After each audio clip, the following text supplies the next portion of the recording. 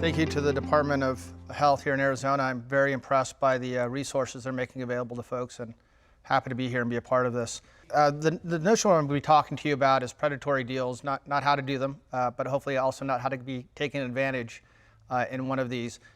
When you win your license, and I do say when you win your license, you will be approached like you've never been approached by friends, by family, by people you'd lost touch with, by folks on social media, but also by investors and professionals and other folks in the industry who are really looking to either help you or take advantage of you. And what I really want to talk to you about is how to know the difference between the folks who can actually help you with your business and those that are there perhaps to take advantage of the situation. So to start with, what is a predatory deal?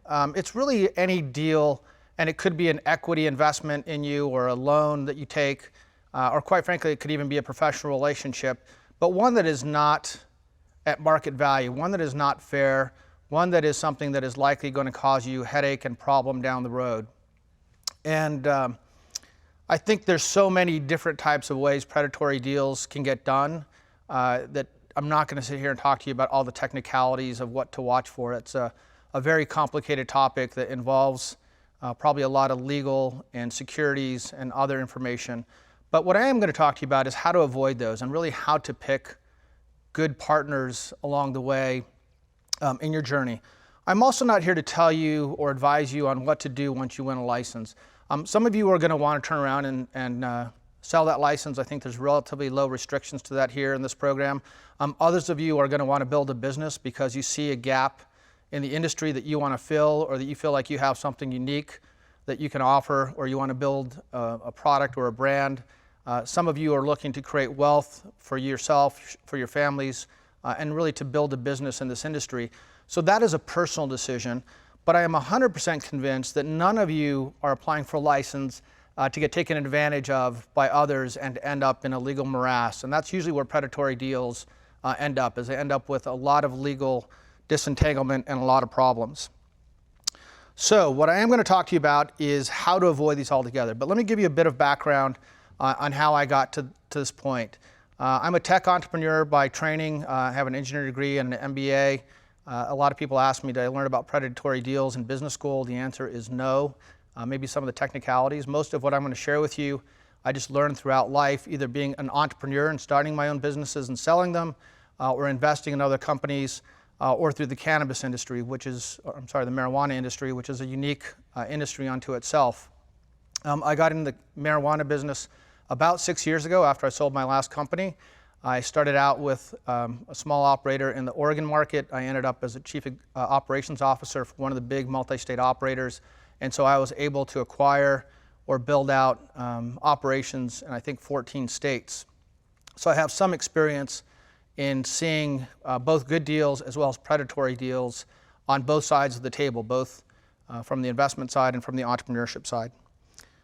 So with that, let's talk about let's talk a little bit more about what a predatory deal is. So I'm going to ask you a rhetorical question.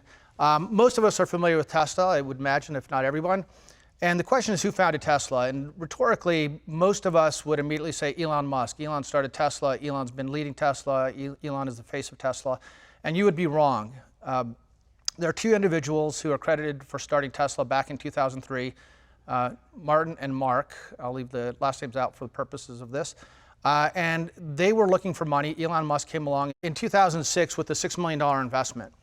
So Elon was not only a founder of the company, he wasn't the first, second, or even the third CEO. He was the fourth CEO of this company.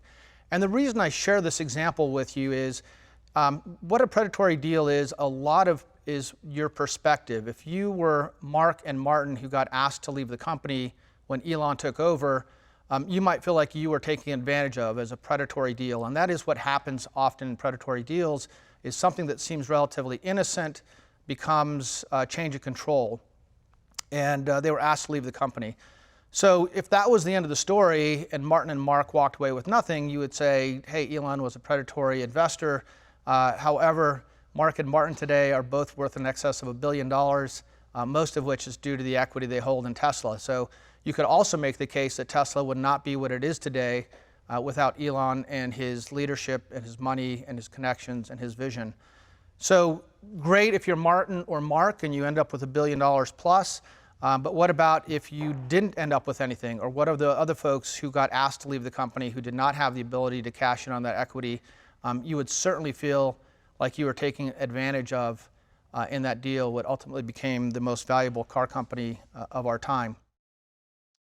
So predatory deals, sometimes at the egregious stage, are really easy to spot. They are deals that kind of have a Trojan horse approach. They start relatively innocently, and ultimately they end up taking advantage of you. We can think of some in our consumer world, the payday type loans where you, or the car loans on your title to your vehicle, where it starts out with a relatively small percentage, and when you miss a payment, it escalates, and before you know it, you're underwater. Those are the predatory deals that I'm talking about that you want to avoid.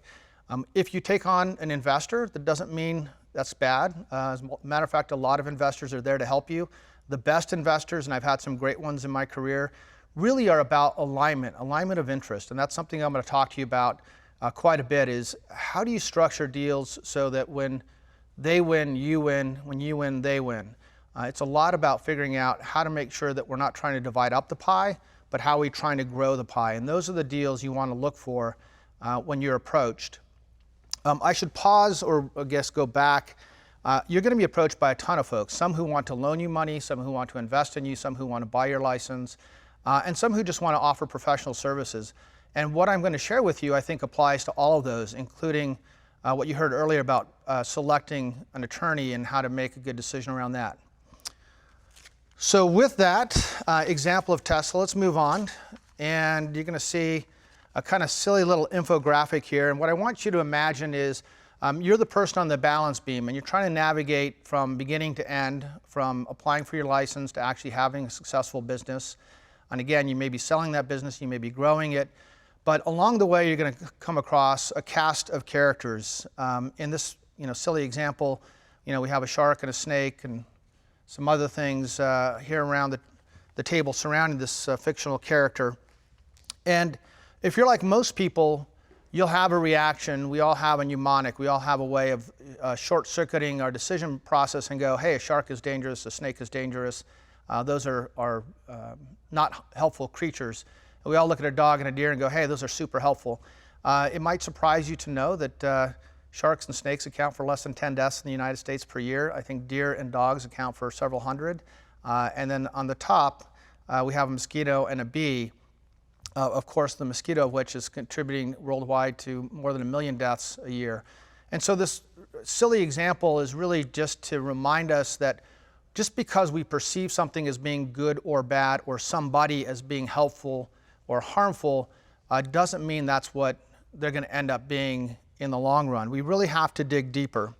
So resist that temptation to look at people and folks and investors and lenders and professional services and make assumptions that they're either there to help you or they're there to get you. They're probably trying to do neither. They're probably trying to be successful in their own right, and you need to decide for yourself, are they the right kind of person?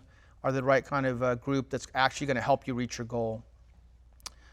The best investors want you to be successful. They want you to be successful because if you make money, they make money, and if you lose money, they lose money. One of the best investors I have in my history, I took an opportunity to start a company, and the company was intended just to buy another company. So it was what we call a special acquisition corporation, or SPAC. I formed that company knowing that I wanted to buy a business, but I didn't have the business in mind. So I raised capital before I bought a business, which sounds kind of backwards, but it's a model that can work. And the first investor I came across, I didn't know personally, but he had connections from business school and others. He was a very successful investor. And when he sat down with me and I wanted to tell him all the sacrifices I was making to make this business successful, he said, I want to make sure you're getting paid a fair salary. And I looked at him and I thought, why would an investor want to make sure that I'm, as an entrepreneur, getting paid a fair salary? And David sat and said, I don't want you distracted. I don't want you worrying about how you're going to pay your mortgage. I don't want you worrying about stresses on the home life. I want to make sure that you have what you need to go run the business and put focus in there. It was a great lesson for me because I kept thinking that people wanted you to make sacrifices and show how much sweat equity you're putting in. And quite frankly, the best investors, and he's a very successful investor and still is an advisor and a mentor to me, they really want to make sure that you're successful. The other thing I want to make sure, and I talked about it a little bit with the Tesla example, is don't confuse percentage with control. And this is one of those issues I said I'm not going to get into very deep, and I'm not. But what percentage somebody owns of your company and how much influence they have on it are two separate things. You can have a very small investor who can have a lot of rights, including provisions that can actually give them control of the company ultimately. And so you need to understand the differences. And it's not going to be incumbent on you to understand all the legal issues. You're going to want to find professionals that can help you with these things. But you need to understand and ask these kinds of questions to be able to separate those two issues. So let's get into the meat of what I really want to talk to you about, which is how do you know the good actors from the potential predators? How can you sort that out? And I would contend that if you do your diligence and you're willing to think about this and put some energy in, the tools I'm about to talk to you are applicable not only as you get a license here in Arizona, but as you do any business and quite frankly, as you just conduct your personal life. I think this is a great way of thinking about who to surround yourself with. And so if I could go to the next slide, I'm going to talk to how do you develop or establish trust with somebody. How do you do this with an investor? How do you do this with professional services? Quite frankly, how do you do this in your personal life? When we think of trust, generally speaking, at least this is kind of how I started this journey, I really thought about trust as character. I think it's how we think about, is somebody trustworthy? Are they fair? Are they caring? Do they have good intent behind what they're trying to do? Are they trustworthy? And that is a very fair and valid part of establishing trust. We want to work with people who have a fairness and a mindset around, hey, what I put out in the universe comes back to me. Wanting to be balanced, wanting to look out for the underdog, wanting to make sure people are not taken advantage of. Those are great characteristics to have. But I would contend that even in character, we can dig deeper when we look at folks.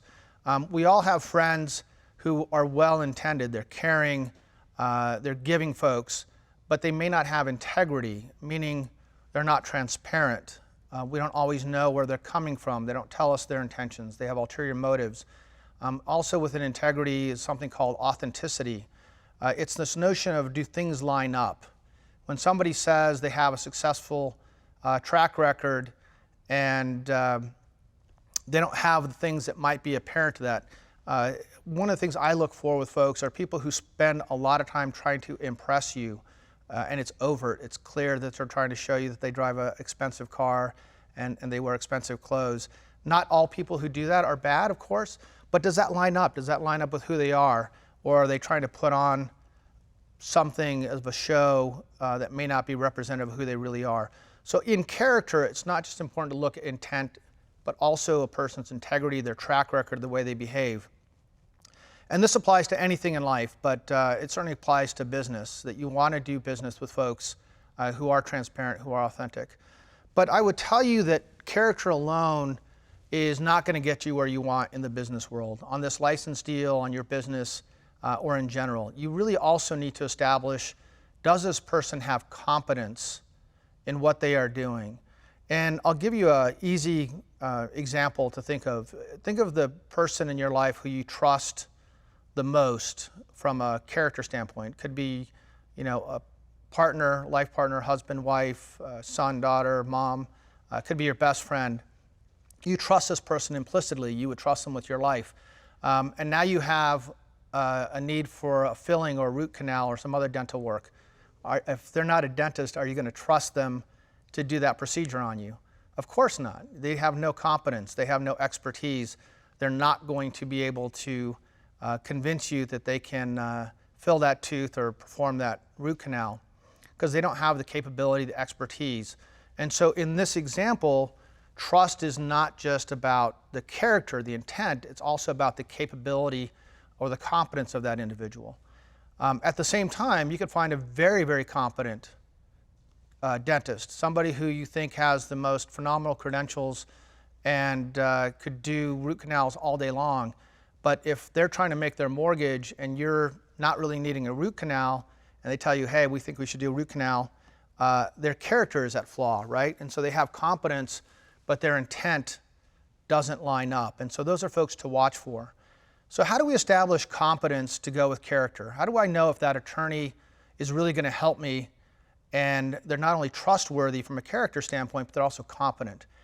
Well, on the surface, we can look at their credentials. We can see where they went to law school and how they did. We can see what the nature of the firm is and what the reputation is, their experience. Have they done deals like this? But we can dig deeper still. And this is where I think if I'm going to leave you with one valuable lesson today, this is what I want to impart, that you need to do your due diligence on people who want to partner with you, just like they're going to do their due diligence on you. And that is looking at their track record, looking at their references, and looking at their past performance. I can't tell you, and it's not just in the marijuana business, but in my experience throughout technology and other industries, how many times an entrepreneur asks for an investment or is looking to sell their company or in some other way engaging with the investment community. And the investor comes along and says, I want to see your business plan. I want to see your financials. I want to see your financial projections. I want to see your personal financials. I want to understand everything about who you are, what you're trying to do, and who you are as a person. And so they will dig deep. You will end up, whether you know it or not, having background checks on you. And it's okay if you have issues in your past. I'd ask you to be transparent. That's part of the process. But you'd be surprised at how deep folks will dig before they write a check. I have had the benefit of having background checks and legal background checks, financial background checks, and they will just ask these questions, and they're usually pretty upfront about it. What is surprising to me, though, is that in these transactions, entrepreneurs often don't ask the same questions. They assume that because somebody's going to write them a check for 1% or 100% of the company, that person must be good. They have money, they have a check, they can fulfill whatever goal you have. And in reality, this is where things break down, this fundamental piece of the equation. And what you need to do as a license holder or as an entrepreneur, depending on whether you want to sell the business or take on a minority investor or any kind of partner, is you need to do your due diligence. You need to check into that person or that firm or that company, and you need to dig deep. You need to ask them the tough questions. You heard earlier when you're asking an attorney, what's your rate? Great. Okay, how do you bill me? Okay, great. So how do I know in advance that I'm not going to be billed $20,000 this month when I was expecting $2,000? You need to ask those questions. Have you taken similar clients in the past? Is this an area of expertise? And the same questions apply to your investors or your potential business partners, financial partners. Tell me about why you want to do this deal beyond the financial opportunities and the risk reward and the opportunity to make money. Have you done deals like this in the past? What deals have gone well? Tell me about those. What deals have gone poorly, not according to plan? Let's talk about those. And ask for references, but I would tell you that even beyond references, go one step deeper.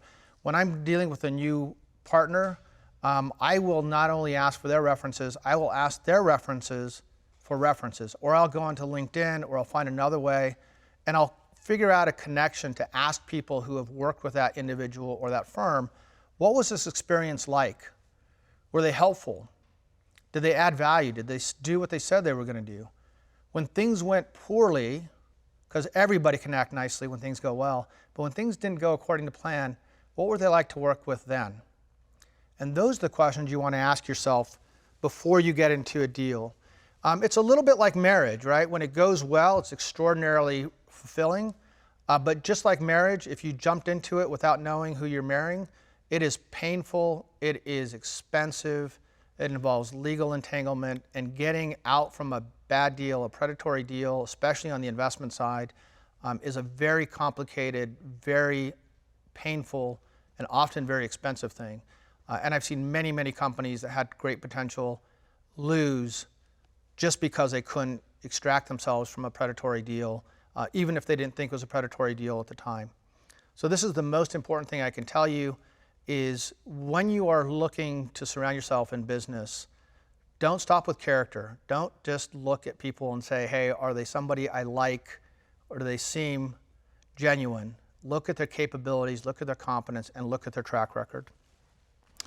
So with that, I'm going to give you a few lessons and maybe a little bit more color on how I think you can avoid these predatory deals.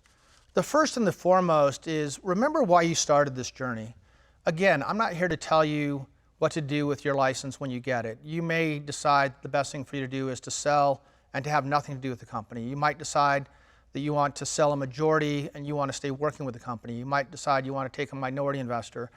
You may decide you want to fund this in a different way. There's a lot of creative ways to fund companies these days. But remember why you started the journey, because that will inform you a lot on who do you want to surround yourself with, who do you want to attract as investors, who do you want to take calls from. And sometimes in the beginning, you'll start with this notion of, hey, I want to grow my own company. And then as you learn the challenges and the potential pitfalls, you'll say, I really want somebody who can help buffer that. I really want to take a position within this, but I would need some other people to surround myself with. And that's okay. It's okay to change course, if you will. But remember what you're trying to achieve, because that will help you understand who you want to take calls from. If you really want to run your own company and you think you can fund it, why would you be taking calls from the multi-state operators? And this is what I used to do, is reach out to folks like you and ask, do you want to sell? Why would you take their call? Unless it's to tell them, hey, I'm glad to meet you. You know, we're soon to be in competition together. Why would you take their call if you're not looking to sell? So again, just help you filter it out, because you will be surprised at how much you are bombarded by people who you'd never heard of before. And your number that you thought was so private will be out there, trust me. You will get emails and calls and texts. So as you remember why you started the journey, be honest with yourself. If you really say to yourself, I want to run this company, I want to take this license from license to business, I really have something I want to give to the marijuana industry, I have a product, a concept, a brand I want to build, that's great, and I applaud you and I think you should go forward. But be confident not only in what you know and what you're passionate about, but admit what you don't know. You heard earlier, you're not going to know all the regulatory ins and outs. It's very complicated business. You're going to have to surround yourself with people who understand, not just legally, but in other aspects. It's probably the most complicated business I've been associated with. And my prior company, before I got into marijuana in 2015, I actually ran a company that treated drinking water around the world. So talk about a very complex subject, because it was public health, pales in comparison to the marijuana industry in terms of complexity. Even just on the accounting and finance side, you will learn that there is a lot to this industry. And so you need to find out what you don't know, admit that, and find people who can help you, who can supplement that knowledge base and give you that expertise. The third lesson we've talked about quite a bit, and hopefully I imparted some ideas around how do you find people who are trustworthy. And it's not just character, you've got to figure out the competence piece.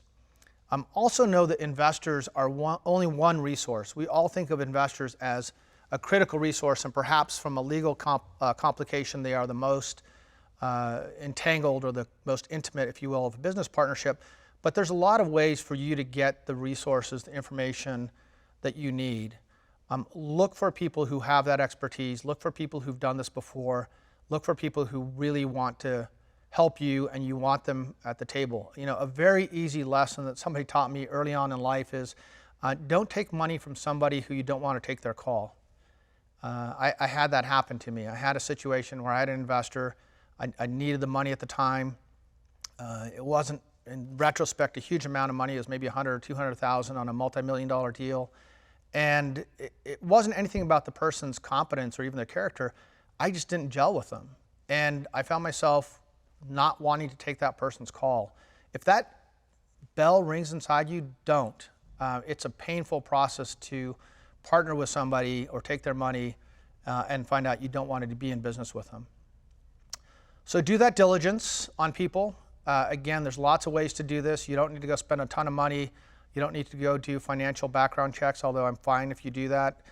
You don't need to go hire investigators, although I'm fine if you go do that. But just go ask. Go ask people who've worked with that individual. Go ask that individual, start with them. Tell me your intention. Tell me about some successes you've had. Tell me about some failures you've had.